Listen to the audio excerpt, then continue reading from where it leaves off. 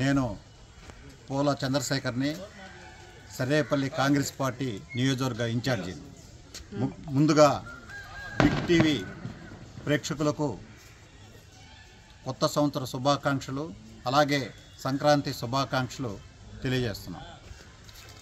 ముఖ్యంగా ఆంధ్రప్రదేశ్లో గత 10 సంవత్సరాలుగా విభజన ఆంధ్రప్రదేశ్లో గత 10 సంవత్సరాలుగా ఇటు తెలుగుదేశం గవర్నమెంట్ చూసాము, ఇప్పుడు వైఎస్ఆర్సీపీ గవర్నమెంట్ చూస్తున్నాము. ముఖ్యంగా ఆనాడు కాంగ్రెస్ పార్టీ 10 సంవత్సరాలు ఉమ్మడి ఆంధ్రప్రదేశ్లో ఉంటే అవి అప్పుడున్న ఎస్సీ సబ్ప్లాన్ కానీ, బీసీ సబ్ప్లాన్ కానీ, ప్రాజెక్టుల నిధులు కానీ, ప్రజలకున్న ఇందిరమ్మ ఇళ్ళు కానీ నేటికి అవి కొనసాగింపుగా ఆ ఓటుల్లోనే ఉంటున్నారే కానీ ఇటు తెలుగుదేశం గవర్నమెంట్లో కానీ ఇటు వైఎస్ఆర్సీపీ గవర్నమెంట్లో కానీ ముఖ్యంగా దళితులకు సర్వం కోల్పోయారని చెప్పి ఈ సందర్భంగా తెలియజేస్తున్నాం.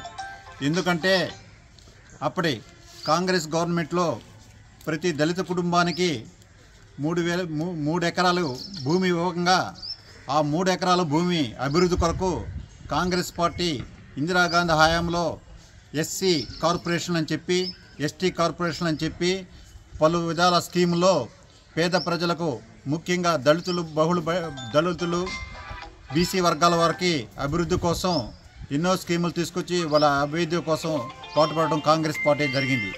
ముఖ్యంగా కొన్ని ప్రాంతాల్లో, నా సర్వేపల్లి నియోజకవర్గంలో కొన్ని ప్రాంతాలైతే అప్పుడు ఇచ్చిన ఇందిరమ్మ పొలాలు ఈరోజు సుమారు ₹1 కోటి దాకా అమ్మకం జరుగుతున్నాయంటే ఇదే నిజమైన దళితులకు అభివృద్ధి అని ఈ సందర్భంగా తెలియజేస్తున్నాం.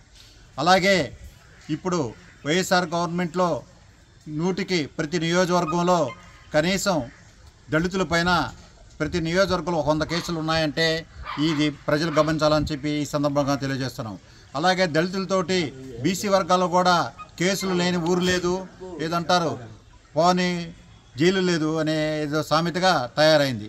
ముఖ్యంగా ఈ వైఎస్ఆర్సీపీ గవర్నమెంట్లో పేద ప్రజలు ఇంకా వీళ్ళు పేపర్ మీద అభివృద్ధి అంటున్నారే కానీ నిజ జీవితంలో చూస్తే ఎక్కడో లో ప్రాంతాలు ఉన్నట్టుగా తెలుస్తుంది. అందువల్ల కాంగ్రెస్ పార్టీ అధికారంలోకి రావాలని చెప్పి ప్రజలు మార్పు కోరుకుంటున్నారని చెప్పి ఈ సందర్భంగా తెలియజేస్తున్నాం.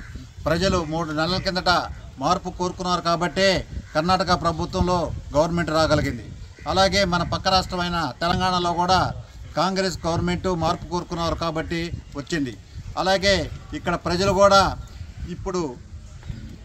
ఆంధ్రప్రదేశ్ ప్రజలు కూడా మార్పు కావాలి, కాంగ్రెస్ రావాలని కోరుకుంటున్నారు.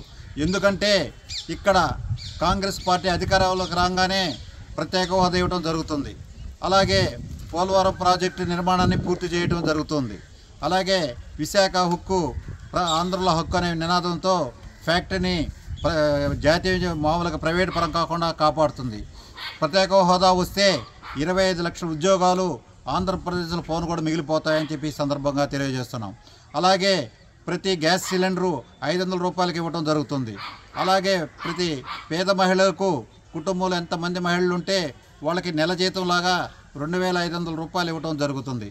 అలాగే వాళ్ళకి ఉచిత బస్సు ప్రయాణం వేయటం కూడా జరుగుతుంది.